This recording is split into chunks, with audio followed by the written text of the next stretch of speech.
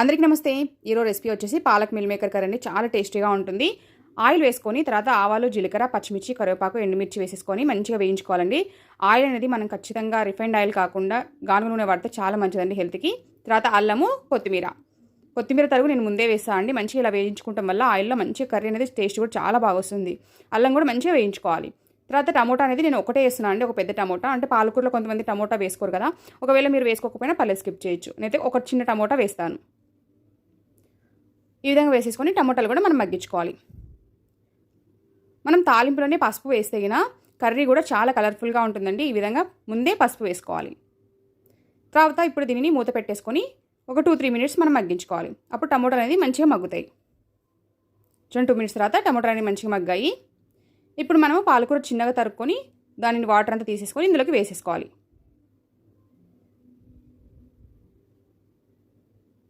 ఇలాంటి healthy recipes మన ఛానల్లో చాలా ఉన్నాయండి. దాదాపు నేను 700 వీడియోస్ పెట్టేశాను. మీకు ఎవరికైనా ఇంట్రెస్ట్ ఉంటే చూడండి. అలాగే నా వీడియోస్ కింద నచ్చితే మీరు ఖచ్చితంగా మన ఛానల్ని సబ్స్క్రైబ్ చేసుకోండి. అలాగే లైక్ చేసుకోండి. మీకు ఒకవేళ మంచిగా అనిపిస్తే షేర్ చేసుకోండి. తర్వాత మీల్ మేకర్ కూడా చిన్నగా ఉంటాయండి, మనకి పెద్ద సైజు కాకుండా. ఒకవేళ పెద్ద సైజు ఉంటే మీరు చిన్న కట్ చేసేసుకొని ఫస్ట్ వాటర్లో వేసుకొని వేడి నీళ్ళలో ఉడికించుకొని వాటర్ అంతా వంపేసుకొని మంచిగా గట్టిగా పిండేసుకొని చిన్న చిన్న ముక్కలు కట్ చేసుకొని వేసుకోవచ్చు, ఒకవేళ మిల్ మేకర్ లావుగా ఉంటే. లేదు అనుకుంటే ఇలాగ నానో మిల్ మేకర్ అని చిన్నగా దొరుకుతాయండి, స్మాల్ సైజు. అలాంటి మిల్ మేకర్ తెచ్చేసుకుంటే మనం డైరెక్ట్గా వేసేసుకోవచ్చు అనమాట. మిల్ మేకర్ని వాష్ చేసేసుకొని ఇందులో వేసేసుకొని ఒక 2 మినిట్స్ మనం మగ్గించుకోవాలి.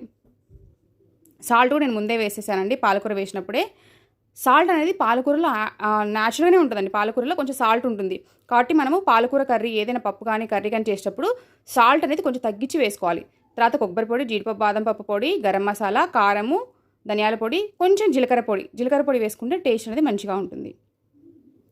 మసాలాలు ఎక్కువ కాకుండా లైట్గా వేసుకుంటే మంచిగా ఉంటుందండి. ఎందుకంటే మనం పచ్చిమిర్చి వేసాము, అల్లం వేసాము, అది ఆల్రెడీ కారం ఉంటుంది కాబట్టి కారం కొంచెం తగ్గించి వేసుకుంటే సరిపోతుంది. ఒకవేళ మీరు కారం ఎక్కువ తింటే కనుక కొంచెం కారం కూడా వేసుకోవచ్చు. కానీ మసాలాలు ఎంత తగ్గించుకుంటే హెల్త్కి అంత మంచిగా ఉంటుందండి. మనకి ఇప్పుడు తినే మందులు తిండి అంత పొల్యూషను, దీనివల్ల అసలు హెల్త్ సరిగా ఉండలేదు కాబట్టి చాలామందికి మనం సాధ్యమైనంత వరకు హెల్తీ వేలో వంటలు చేసుకొని తినడం చాలా మంచిదండి. ఇంకా సాత్వికంగా చేసుకుంటే ఇంకా మంచిది హెల్త్కి. ఈ విధంగా కొంచెం వాటర్ వేసేసుకొని మనము మూత పెట్టేసుకుంటే ఒక 5 to 7 మినిట్స్లో మంచిగా ఉడికిపోతుందండి కర్రీ. గ్రేవీగా చాలా బాగుంటుంది. ఒకవేళ మీరు ఫ్రైగా తినాలి అనుకుంటే వాటర్ వేసుకోకుండా ముందు ఫ్రైగా ఉంది కదండి, అప్పుడు తినేసేవచ్చు. ఇంకా అక్కడే కొంచెం సేపు మగ్గబెట్టేసుకొని ఆపేసుకొని చపాతీలకు అట్లా డైరెక్ట్ తినొచ్చు. లేదు అనుకుంటే ఇట్లా రైస్లో కానీ కావాలి అనుకుంటే కొంచెం వాటర్ వేసుకొని ఉడకబెట్టుకోవచ్చు. లేదు అనుకుంటే మీరు ఫస్ట్ నేను మామూలుగా చేసేసాను కదండి, వాటర్ వేయకముందు అంతవరకు ఫ్రైలాగా చేసేసుకోవచ్చు. తర్వాత కర్రీ రెడీ అయిపోయిందండి. ఇప్పుడు మనం స్వామికి అర్పించి మనం తీసుకోవాలి. Thank you for watching. Bye bye. మీకు నచ్చితే లైక్ చేసుకోండి, షేర్ చేసుకోండి, సబ్స్క్రైబ్.